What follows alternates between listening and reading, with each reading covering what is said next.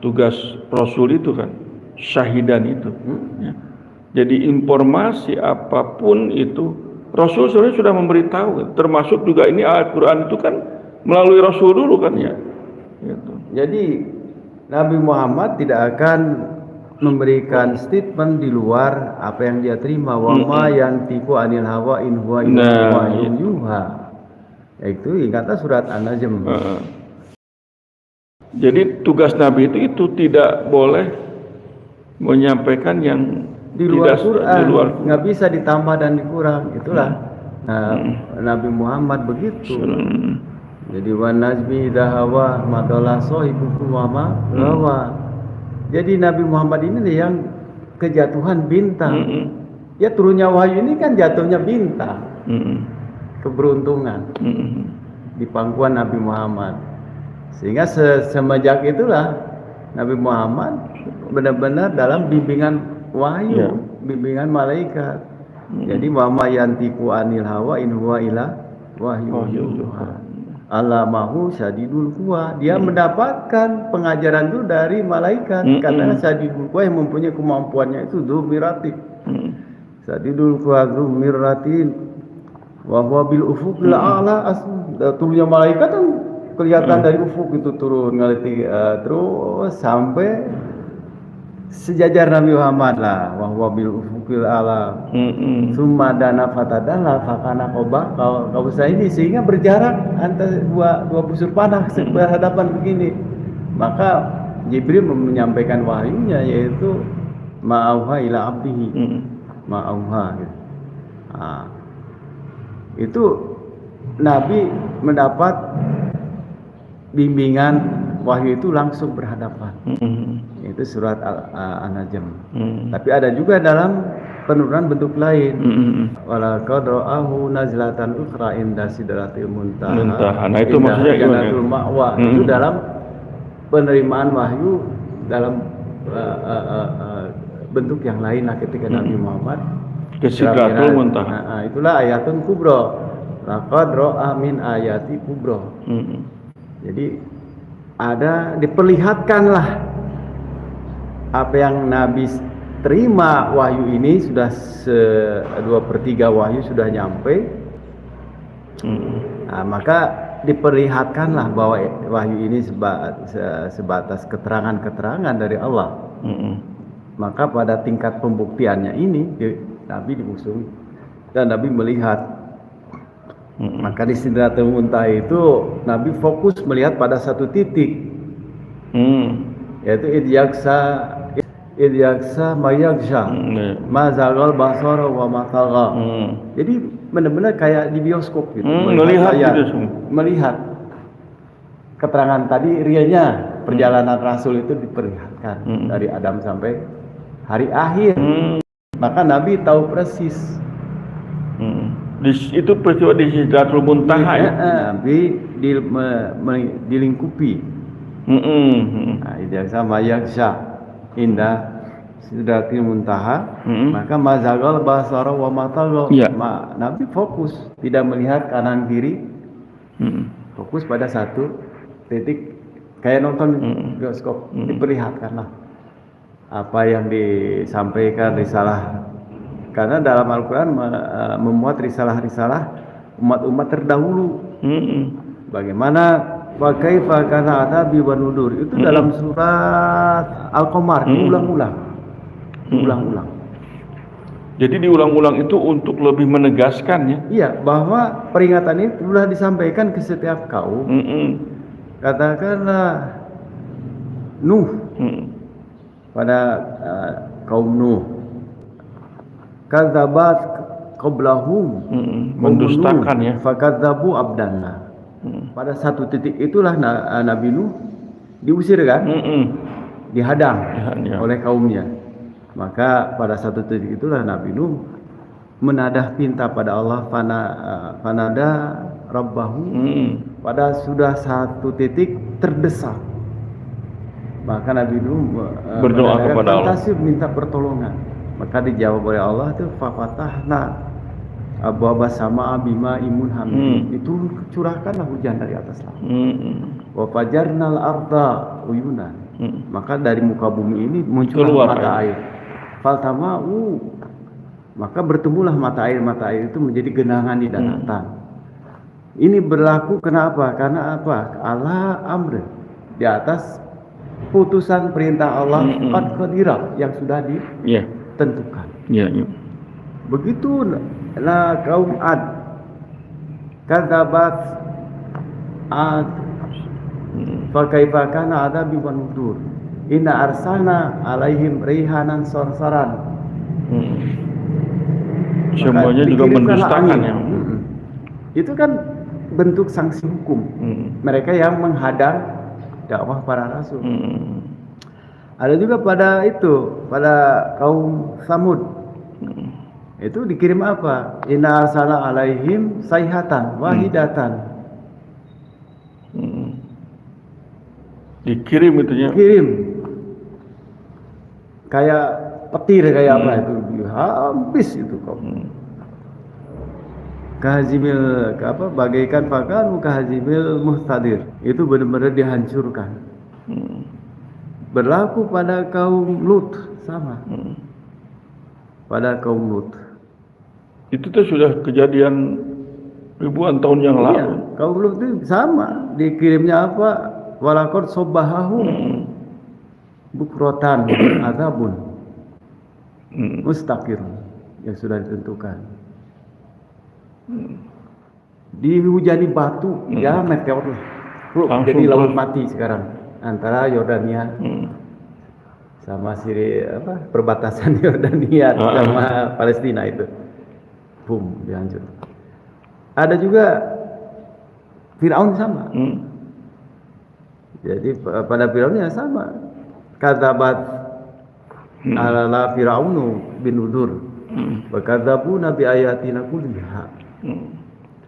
Jadi semua juga akibat karena mereka mendustakan sehingga Allah menurunkan azab. Iya, alladzina tawau fil bilad. Mereka melampaui batas. Ini sudah dikirim para rasul itu memberikan batasan dalam hidup berupa peringatan-peringatan. Maka mereka itu semuanya alladzina tawau fil bilad fa aktsaru fihal fasad. Mereka berbuat kerusakan. Tatanan kehidupan yang sudah dibangun, diberitakan oleh para rasulnya. Wa samud alladzina jabu sakhra bil wad. Mereka mempunyai kemampuan membangun tempat-tempat yang jadi megah. Iya, ya seperti itulah dalam surah Al-Fajr. Wa fir'aunadzil autad. Di mana Firaun mempunyai kemampuan membangun tempat-tempat yang mewah, yang tinggi, piramid kayak gitu. Dan itu belum pernah ada bangunan yang sebelum seperti itunya. Ya itu, di mana mereka mempunyai kemampuan menjadi superpower, mereka akan berbuat tauga melampaui batas. Maka di sanalah fasobba alaihim rabbuka sauta adzab. Allah memberikan sanksi hukum, dihancurkan. Dan itu Pak juga di zaman sekarang ini juga akan seperti itu juga ya sebenarnya Pak tadi. Ya sama, yang memegang superpower dia mempunyai kemampuan teknologi. Ya ujung-ujungnya kan alat untuk hancurnya, alat untuk dijatuhkannya sanksi hukum bisa dengan tangan-tangan mereka sendiri yang mereka bikin.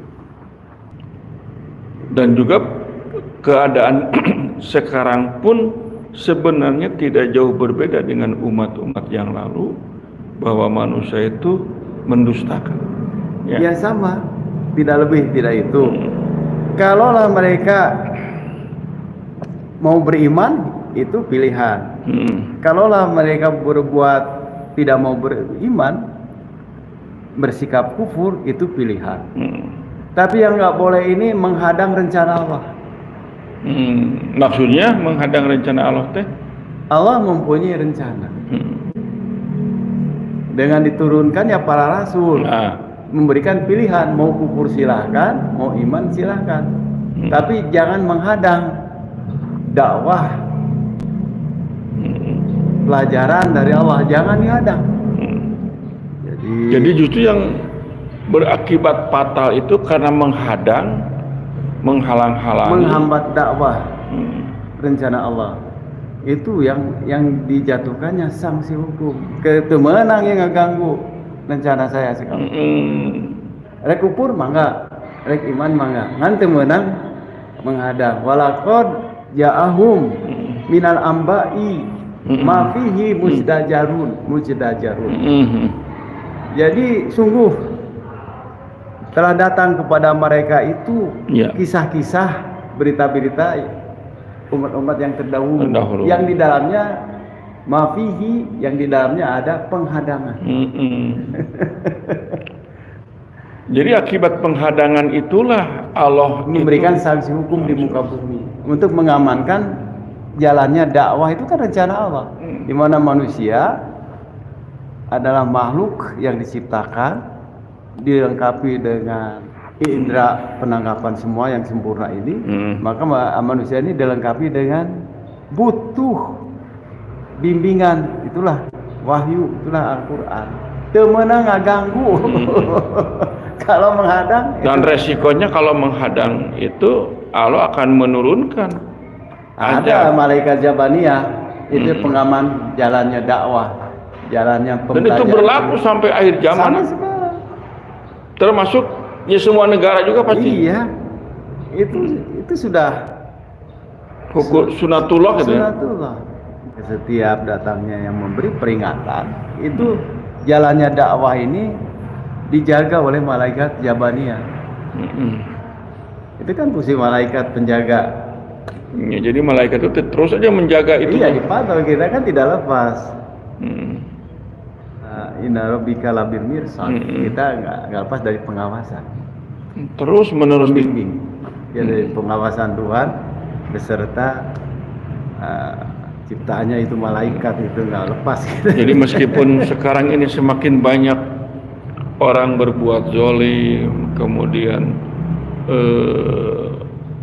negara kekayaannya dihancurkan, diambil oleh orang-orang yang serakah. Tapi satu ketika Allah itu pasti akan menurunkan azab. Dan itu Al-Quran jelas sekali mengatakan itunya. Itu. Inna rabbika labil mirsad. Allah itu mengawasi. Jadi jangan kita merasa enak, sebab apa? Innaka sami'un alim. Dia mengetahui. Benar. Semua jejak itu diketahui saja. Tidak ada yang bisa mau lepas. Gerak manusia ini kan ada. Wa inna alaikum, maka atas kalian, sesungguhnya atas kalian ini lahafidin, akan terpelihara, dijaga oleh siapa? Kiraman katibin, makhluk mulia, yaitu malaikat. Katibin yang mencatat. Coba bisa lepas nggak? Ujungnya apa? Ada yang innal abrara lafi naim. Ada juga yang innal fujjaro lafi jahim. Jadi hasil catatan ini ada yang hasanah, ada yang soal, ada yang menyebabkan. Ya itulah sebenarnya proses apa yang pernah terjadi ribuan tahun yang lalu itu, ya sekarang pun tidak menutup kemungkinan juga terjadi, kan akhirnya juga menyangkut kepada akhlak manusianya. Gitu. Ya, jadi Nabi Muhammad ini telah menyelesaikan, menyempurnakan dalam arti begini, Pak.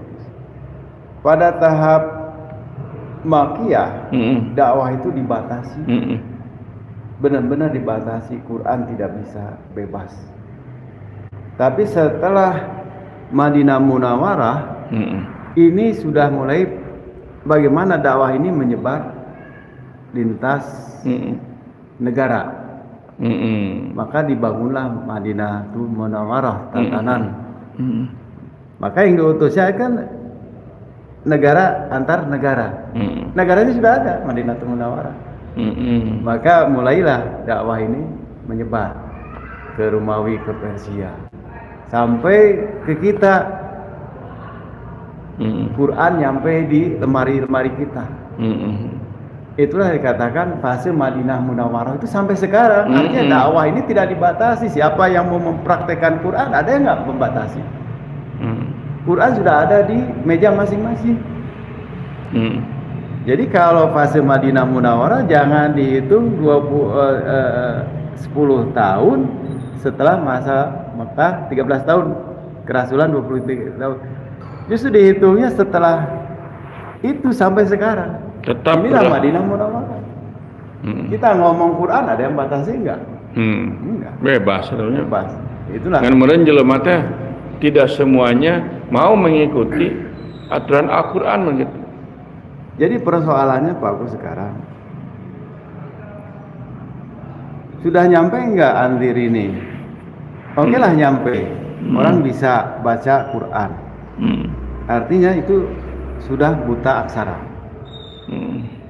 Tapi yang jadi persoalan sekarang adalah buta makna. Itu yang harus kita perjuangkan supaya nyampe isi Quran ini, makna Quran ini ke hatinya. Jangan sampai jadi buta pemahamannya. Iya. Jangan kita menjadi golongan yang menyesal kenapa ini nggak kita sampaikan. Jadi ada kelompok yang menyesal ya. Ya termasuk kita. Kapan kita akan menyesal? Ya setelah dibangkitkan, kenapa ini nggak nyampe Quran ini ke saudara kita? Ya nyampe Quran tuh, tapi visi misinya, isinya ya pernah nyentuh hati nggak pernah. Karena kita kan yang sekarang perjuangan kita itu memberantas buta mana. Tidak hanya sebatas memberantas buta aksara. Buta aksara udah dengan Iqra, semua udah bisa baca. Tapi buta makna. Makna itulah yang jadi PR kita sekarang. Dan kalau kita hitung makna Al-Fatihah tidak semua kaum muslimin memahami ya. Nah itu persoalan. Terlebih di Indonesia gitu kan. Para pejabat, para pengusaha, para pengambil keputusan kalau paham. Ya intinya karena tidak tadabbur Quran. Jadi yang pokok itu kan Quran. Mesti ditadabbur, dikuasai ayat per ayat. Kenapa? Ini Allah memberikan jaminan walaqad yasarnal Qur'ana lidzikri fahal min mudzakir. Allah itu memberi kemudahan terhadap Quran ini. Kenapa dengan bahasa Arab? Karena Arab ada tempat rujukannya. Kalau dia ngomong ini Arabnya, ini kamusnya nih. Bukan bahasa planet yang ada rujukannya. Jadi sudah mempermudah. Allah itu kan mempermudah. Yang tadi ayat itu ya. Walaqad yasarnal Qur'ana lidzikri, itulah surat. Fahal min mudzakir ya. Fahal min mudzakir. Kenapa? Allah pada satu sisi Allah itu keras memberikan azab. Ya, tapi sisi lainnya. Sisi lain Allah itu dengan santun. Walaqad yasarnal Qur'ana lidzikri. Fahal min mudzakir, tidak ada pemaksaan. Adakah yang mau mempelajarinya? Maksa Allah.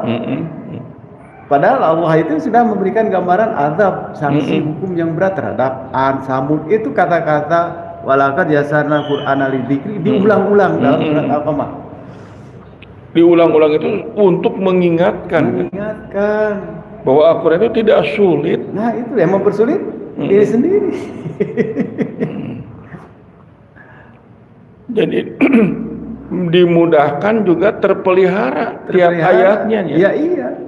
Coba fala uqsimu bihadal fala uqsimu bimawaqi'in nujum wa innahu laqasamu law ta'lamun al-azim innahu laqur'anun karim fi kitabim maknun. Terjaga. Quran ini maknun. Kalau bahasa yang lain disebut diambil itu kanun. Jadi maknun itu terpelihara. Jadi ayat maknun, ayat majnun ya. Iya, maknun. Maknun mah terpelihara. Majnun mah orang gila. Majnun.